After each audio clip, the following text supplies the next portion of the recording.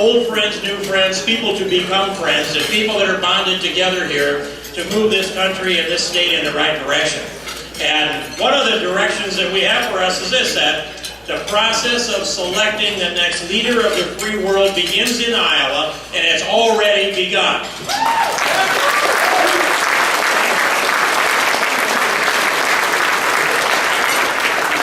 And we as individuals in this state have more to say about who will be the next president on a per capita basis than anybody else in the country, in spite of what they might think among my friends in the Granite State. And we have great friends there.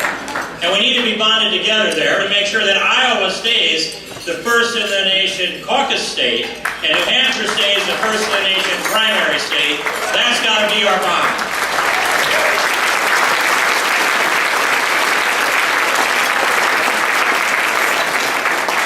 And if we don't do that, whoever is the richest, whoever has the deepest pockets, whoever can hire the best media people, can create a persona for the nation that would cause them to go on to be the next president. And the common person could never again be the president of the United States. And while I'm here saying this, the person who I think has done the most for the First in the Nation caucus, because he went to all 99 counties, he did something like 384 meetings around this state. Rick Santorum did a great job to preserve the First in the Nation caucus. That's what we want. We get to know these candidates face to face, one-on-one if we can. Now, what's in front of us? First of all, when AJ talked about the repeal of Obamacare, remember when that passed? I remember when that passed. It was way into the night. And it's a long story, but I went home thinking I could sleep. I couldn't. And I got up and I slept about 2 or 2.5 hours. I sat down on my word processor and I typed up a bill draft request. And when the door opened at 9 o'clock in the morning, I had that request in to get a bill out, and it was the first bill out that repeals Obamacare. 40 words, not 2,700 pages, 40 words, rip it out by the roots. We're not giving up on this, folks.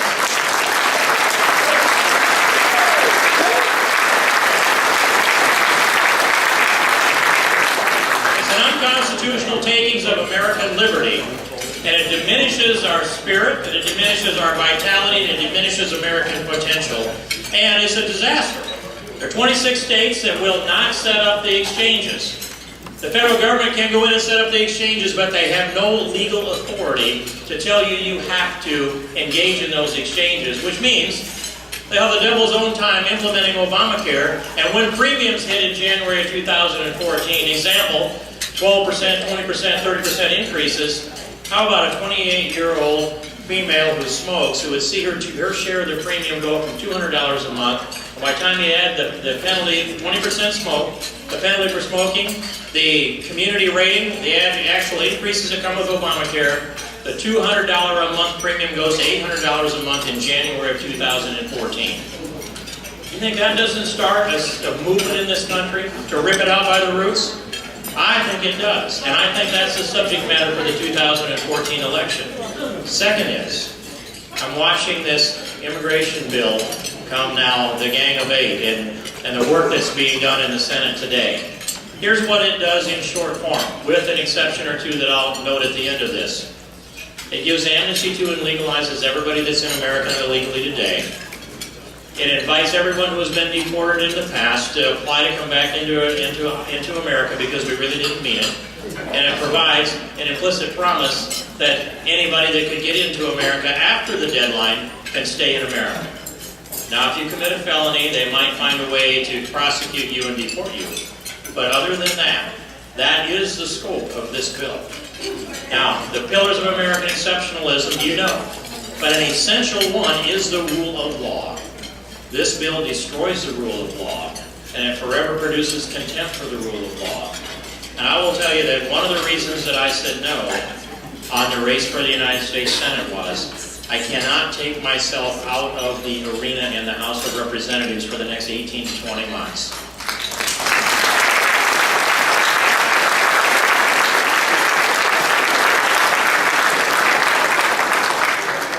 Prospect of perhaps stepping out on the floor of the United States Senate in January of 2015 with Chuck Grassley and putting up a vote that was starting to put the genie back in the bottle didn't seem to be worthy of what we have to give up.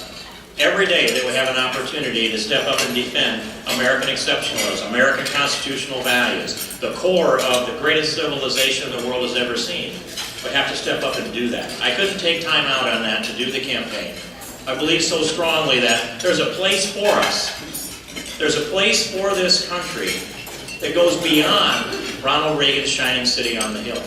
There is an altitude, an elevation above that. He never said to us that the shining city on the hill was our destination. Remember?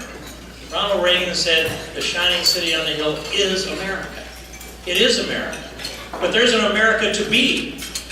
And the America to be expands on God-given liberty and Constitution principles and free enterprise and freedom of speech, religion, and the press, and the freedom to peaceably assemble, and a right to keep and bear arms, and a right to life, and marriage between a man and a woman, and rule of law, no legal jeopardy in face of jury of your peers, and the enumerated powers within the Constitution that are not enumerated to the Congress evolve to the states or the people respectively. That's the greatness of America.